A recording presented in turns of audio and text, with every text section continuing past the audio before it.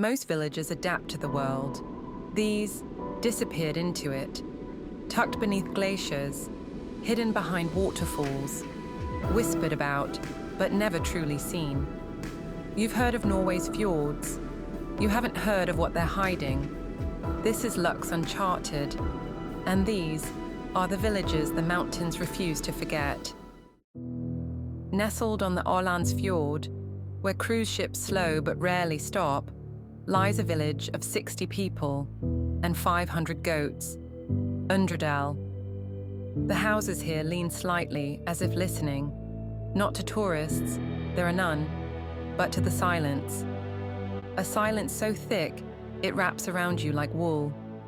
There are no traffic lights, no hotels, no restaurants with QR codes. But there's a church, the smallest stave church in all of Scandinavia. 12 wooden pews, a single candle, and a door that never locked until a tourist tried to. Life in Undredal doesn't ask for attention. It doesn't compete. It doesn't explain itself. It continues. The way fjords do, slow and with purpose. Here, time has a smell of wood smoke and goat milk. Generations have made brown goat cheese by hand. No factory, no rush, just warm hands and colder winters. The cheese itself, sweet, salty, caramelized, like it's been aged by the mountain itself. There's a rhythm here, not of traffic or screens, but of bells on collars, wind through wooden slats, and snow melting in sunlit silence. The village wakes not to alarms, but to hooves, real ones, tied to goats who roam freely along steep green trails carved by time. Locals say you haven't truly experienced Undredal until you've heard the sound of footsteps in fog, or watched the morning mist roll in over the fjord like a ghost unsure of where to rest.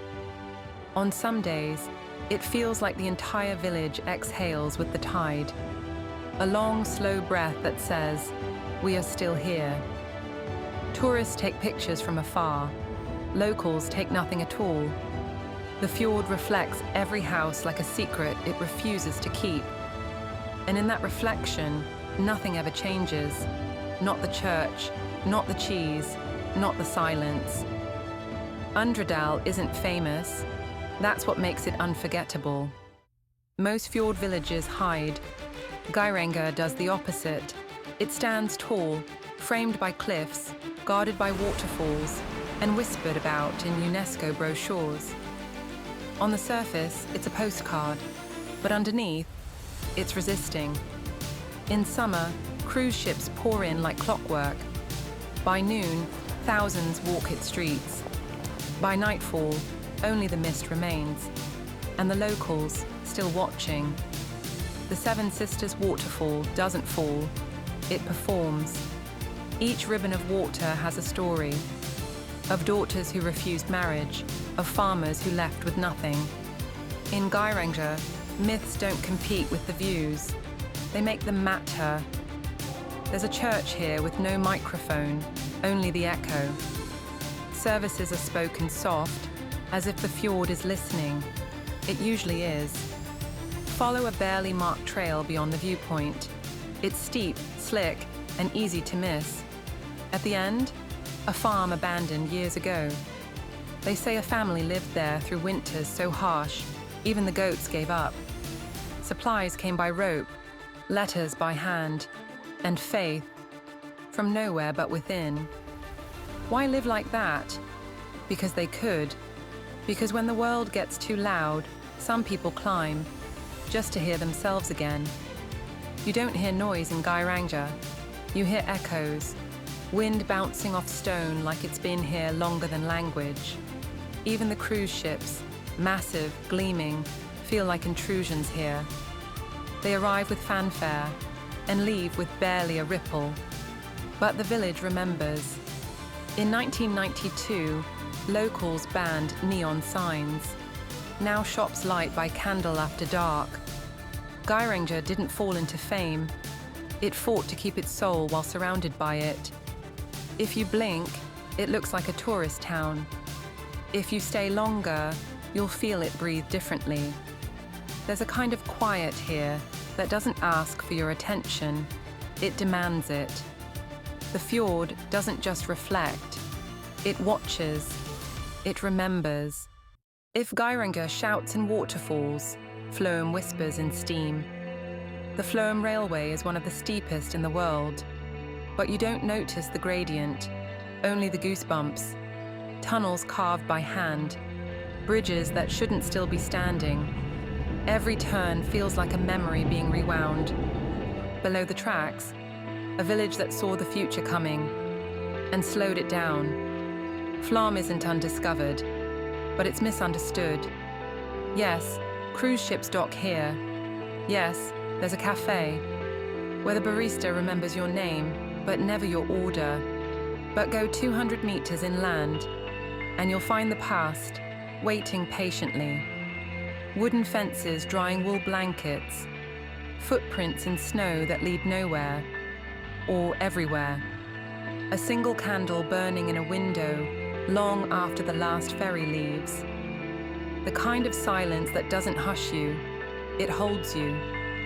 Luxury here isn't about what you book, it's about what you don't have to explain.